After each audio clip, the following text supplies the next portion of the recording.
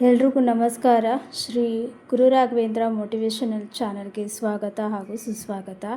ಇನ್ನು ಯಾರೆಲ್ಲ ಅಕ್ಷಯ ತೃತೀಯ ಪೂಜೆಯನ್ನು ಮಾಡಿಲ್ಲ, ವಸ್ತುಗಳನ್ನು ಖರೀದಿ ಮಾಡಿಲ್ಲ ಮತ್ತು ಯಾವ ದಿನ ಮಾಡ್ಬೋದು ಅಂತ ಇವತ್ತಿನ ವಿಡಿಯೋದಲ್ಲಿ ಅದರ ಬಗ್ಗೆ ಮಾಹಿತಿ ತಿಳಿಸ್ತಾ ಇದ್ದೀನಿ. ನಾನಾ ಕಾರಣಗಳಿಂದ ಯಾರಿಗೆಲ್ಲ ಇನ್ನೂ ಅಕ್ಷಯ ತೃತೀಯ ಆಚರಣೆ ಮಾಡೋದಕ್ಕೆ ಆಗಿಲ್ಲ, ಆ ದಿನದ ಲಕ್ಷ್ಮೀ ಪೂಜೆ ಮಾಡೋದಕ್ಕೆ ಆಗಿಲ್ಲ, ಮತ್ತು ಯಾವ ದಿನ ಮಾಡ್ಬೋದು, ಯಾವ ಸಮಯದಲ್ಲಿ ಪೂಜೆ ಮಾಡ್ಬೋದು, ಯಾವ ರೀತಿ ವಿಸರ್ಜನೆ ಮಾಡ್ಬೋದು, ಪ್ರತಿಯೊಂದನ್ನು ಕೂಡ ಈ ವಿಡಿಯೋದಲ್ಲಿ ತಿಳಿಸ್ತಾ ಇದ್ದೀನಿ. ವಿಡಿಯೋ ಕೊನೆ ತನಕ ನೋಡಿ. ಇದೇ ಏಪ್ರಿಲ್ 19 ಮತ್ತು 20ನೇ ತಾರೀಕಲ್ಲಿ ಅಕ್ಷಯ ತೃತೀಯ ಅಂಗವಾಗಿ ಸಾಕಷ್ಟು ವಸ್ತುಗಳನ್ನು ಖರೀದಿ ಮಾಡಿರ್ತೀರಾ. ಮನೆಯಲ್ಲಿ ವಿಶೇಷವಾಗಿ ಪೂಜೆಗಳನ್ನು ಮಾಡಿರ್ತೀರಾ. ಆದರೆ ಕೆಲವರು ಪೀರಿಯಡ್ ಪ್ರಾಬ್ಲಮ್ ಇರ್ಬೋದು ಅಥವಾ ಅನಾರೋಗ್ಯ ಸಮಸ್ಯೆಯಿಂದ ಸೂತಕಗಳಿಂದ ಪೂಜೆ ಮಾಡೋದಕ್ಕೆ ಆಗಲಿಲ್ಲ ಅಂತ ಅನ್ನೋರು ಮತ್ತು ಈ ಒಂದು ದಿನದಲ್ಲಿ ಮಾಡ್ಬೋದು. ವೈಶಾಖ ಮಾಸದ ಹುಣ್ಣಿಮೆ ದಿನ ಮತ್ತು ನೀವು ಅಕ್ಷಯ ತೃತೀಯದ ಲಕ್ಷ್ಮೀ ಪೂಜೆ ಹಾಗೆ ವಸ್ತುಗಳ ಖರೀದಿಯನ್ನು ಮಾಡ್ಬೋದು. 2026ನೇ 1ನೇ ತಾರೀಕು ವೈಶಾಖ ಪೂರ್ಣಿಮೆ. ಇದನ್ನು ಬುದ್ಧ ಪೂರ್ಣಿಮೆ ಅಂತ ಕೂಡ ಕರೆಯಲಾಗುತ್ತೆ. ಹಾಗಾಗಿ ಈ ಒಂದು ಶುಭ ದಿನದಲ್ಲಿ ನೀವು ಅಕ್ಷಯ ತೃತೀಯದ ಲಕ್ಷ್ಮೀ ಪೂಜೆ, ಕುಬೇರ ಯಂತ್ರ ಪೂಜೆ ಹಾಗೆಯೇ ವಸ್ತುಗಳ ಖರೀದಿಯನ್ನು ಮಾಡ್ಬೋದು. ಹುಣ್ಣಿಮೆ ತಿಥಿ ಏಪ್ರಿಲ್ 30ನೇ ತಾರೀಕು. ಹುಣ್ಣಿಮೆ ತಿಥಿ ಏಪ್ರಿಲ್ 30ನೇ ತಾರೀಕು ಬೆಳಿಗ್ಗೆ 9:30 ಪ್ರಾರಂಭ ಆಗುತ್ತೆ. ಮೇ 1ನೇ ತಾರೀಕು ಬೆಳಿಗ್ಗೆ 11:45 ಮುಕ್ತಾಯ ಆಗಿಬಿಡುತ್ತೆ. ಹಾಗಾಗಿ ಶುಕ್ರವಾರ ಮೇ 1ನೇ ತಾರೀಕು ಉದಯ ತಿಥಿಯ ಸಮಯದಲ್ಲಿ ಅಂದರೆ ಸೂರ್ಯೋದಯ ಸಮಯದಲ್ಲಿ ಹುಣ್ಣಿಮೆ ತಿಥಿ ಬರುತ್ತೆ. ಹಾಗಾಗಿ ಶುಕ್ರವಾರ ಬುದ್ಧ ಪೂರ್ಣಿಮೆ ವೈಶಾಖ ಹುಣ್ಣಿಮೆಯನ್ನು ಆಚರಣೆ ಮಾಡಲಾಗುತ್ತೆ.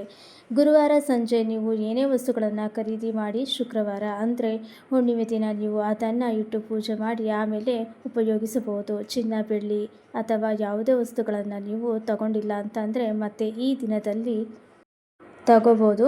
ಹುಣ್ಣಿಮೆ ಶುಕ್ರವಾರ ಬಂದಿರೋದು ತುಂಬಾ ವಿಶೇಷ. ಬೆಳಗ್ಗೆ ಬ್ರಾಹ್ಮಿ ಮುಹೂರ್ತದಲ್ಲಿ ಪೂಜೆ ಮಾಡಬೇಕು. ಬೆಳಗ್ಗೆ 4:30ರಿಂದ 7:30 ಗಂಟೆ ಒಳಗಾಗಿ ಪೂಜೆ ಮಾಡಿ ತುಂಬಾ ಒಳ್ಳೆಯದು. ಬೆಳಗ್ಗೆ ಮಾಡೋದಕ್ಕೆ ಆಗಲಿಲ್ಲ ಅನ್ನೋರು ಸಂಜೆಯ ಗೋಧೂಳಿ ಸಮಯದಲ್ಲಿ ಕೂಡ ಮಾಡ್ಬೋದು. ಆದರೆ ಆ ಸಮಯದಲ್ಲಿ ಹುಣ್ಣಿಮೆ ತಿಥಿ ಮುಗಿದು ಹೋಗಿ ಬಿಟ್ಟಿರುತ್ತೆ. ಸಾಧ್ಯವಾದಷ್ಟು ಬೆಳಗಿನ ಬ್ರಾಹ್ಮಿ ಮುಹೂರ್ತದಲ್ಲಿ ಪೂಜೆ ಮಾಡೋದಕ್ಕೆ ಪ್ರಯತ್ನ ಮಾಡಿ. ಬೆಳಗ್ಗೆ 7 ಗಂಟೆ ಒಳಗಾಗಿ ಪೂಜೆ ಮಾಡೋದು ತುಂಬಾ ಒಳ್ಳೆಯದು. ಈ ಸಲ ಅಕ್ಷಯ ತೃತೀಯ ಏನನ್ನು ಕೂಡ ಹಾಗೆ ಸೋಮವಾರ ಎಲ್ಲರೂ ಕೂಡ ಬೆಳಗಿನ ಬ್ರಾಹ್ಮಿ ಮುಹೂರ್ತದಲ್ಲೇ ಪೂಜೆ ಮಾಡಿದ್ದೀರಾ. ಅದೇ ರೀತಿ ಈ ಶುಕ್ರವಾರ ಮೇ 1ನೇ ತಾರೀಕು ಬುದ್ಧ ಪೌರ್ಣಿಮೆ ಅಥವಾ ವೈಶಾಖ ಹುಣ್ಣಿಮೆ ಇರುತ್ತೆ. ಹಾಗಾಗಿ ಈ ದಿನ ನೀವು ಮನೆಯಲ್ಲಿ ಲಕ್ಷ್ಮೀ ಪೂಜೆಯನ್ನು ಮಾಡಿ ನಿಮಗೆ ಬೇಕಾಗಿರುವಂಥ ಮಂಗಳಕರ ವಸ್ತುಗಳನ್ನು ಮನೆಗೆ ತೆಗೆದುಕೊಂಡು ಬರ್ಬೋದು. ಹಾಗೆ ಯಾರೆಲ್ಲ ಈಗ ಕುಬೇರ ಯಂತ್ರ ಸ್ಥಾಪನೆ ಮಾಡಿ ಪೂಜೆ ಮಾಡ್ತಾ ಇದ್ದೀರಾ, 3, 5, 9 ಅಥವಾ ಈ ಹುಣ್ಣಿಮೆ ತನಕ ಪೂಜೆ ಮಾಡಿ 3ನೇ ದಿನ ಶನಿವಾರ ನೀವು ಅದನ್ನು ವಿಸರ್ಜನೆ ಮಾಡ್ಬೋದು. ಅಥವಾ ಇನ್ನು ಯಾರಾದರೂ ಕುಬೇರ ಯಂತ್ರ ಪೂಜೆನೇ ಮಾಡ್ತಾ ಇಲ್ಲ ಅಂದರೆ ಇದೇ ಹುಣ್ಣಿಮೆ ದಿನ ಅಂದರೆ ಶುಕ್ರವಾರದ ದಿನ ನೀವು ಕುಬೇರ ಯಂತ್ರ ಸ್ಥಾಪನೆ ಮಾಡಿ ಪೂಜೆ ಮಾಡ್ಬೋದು. ಮಾರನೇ ದಿನ ಶನಿವಾರ ಬೆಳಗ್ಗೆ ಅದನ್ನೆಲ್ಲ ವಿಸರ್ಜನೆ ಮಾಡಿ ಅದನ್ನೆಲ್ಲ ತೆಗೆದಿಟ್ಟುಕೊಳ್ಳಿ ನಿಮ್ಮ ಕ್ಯಾಶ್ ಬಾಕ್ಸಲ್ಲಿ. ಆನಂತರ ನಿಮ್ಮ ಶನಿವಾರದ ಪೂಜೆ ಏನಿರುತ್ತೆ ಅದನ್ನು ನೀವು ಮಾಡ್ಕೋಬೋದು. ಇನ್ನು ಸೂತಕ ಇರೋರು ಅಂದರೆ 1 ತಿಂಗಳು ಅಥವಾ 3 ತಿಂಗಳು ಆಗಿರೋರು ಕೂಡ ಮಾಡ್ಬೋದು. ಏನು ತೊಂದರೆ ಇಲ್ಲ. ಆದರೆ ನೀವು ನೈವೇದ್ಯನ ಮಾತ್ರ ಮಾಡೋಕ್ಕೆ ಹೋಗಬಾರ್ದು. ಹಣ್ಣುಗಳನ್ನು ನೈವೇದ್ಯಕ್ಕೆ ಇಟ್ಟು ನೀವು ಪೂಜೆನ ಮಾಡ್ಬೋದು.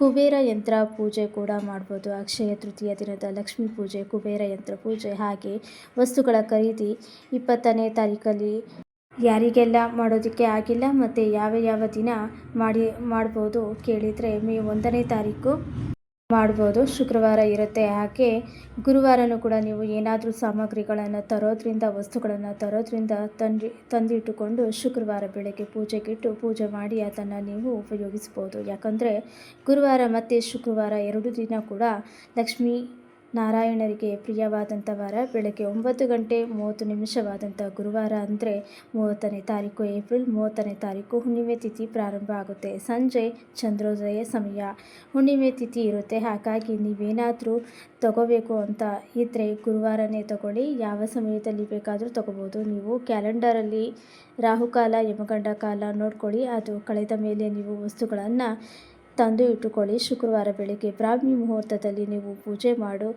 ಮಾಡುವಂಥದ್ದು. ಸಮಯದಲ್ಲಿ ನೀವು ತಂದಿರುವಂಥ ವಸ್ತುವನ್ನು ಇಟ್ಟು ಪೂಜೆ ಮಾಡ್ಬೋದು. ಹುಣ್ಣಿಮೆ ದಿನ ನೀವು ಅಕ್ಷಯ ತೃತೀಯದ ಲಕ್ಷ್ಮೀ ಪೂಜೆ ಮತ್ತು ಕುಬೇರ ಯಂತ್ರ ಪೂಜೆನ ಮಾಡ್ಬೋದು. ನೀವು ಈ ಮಾಹಿತಿಯನ್ನು ತಿಳ್ಕೊಂಡ್ರೆ ಇನ್ನು ಹುಣ್ಣಿಮೆ ಪೂಜೆ ಅಂದರೆ ಹುಣ್ಣಿಮೆ ದಿನ ಮಾಡ್ತಾ ಇದ್ದಂಥ ಲಕ್ಷ್ಮೀ ಪೂಜೆಯನ್ನೇ ಯಾವ ಸಮಯದಲ್ಲಿ ಮಾಡಬೇಕು, ಹೇಗೆ ಮಾಡಬೇಕು ಮುಂದಿನ ವಿಡಿಯೋದಲ್ಲಿ ತಿಳಿಸಿಕೊಡ್ತೀನಿ.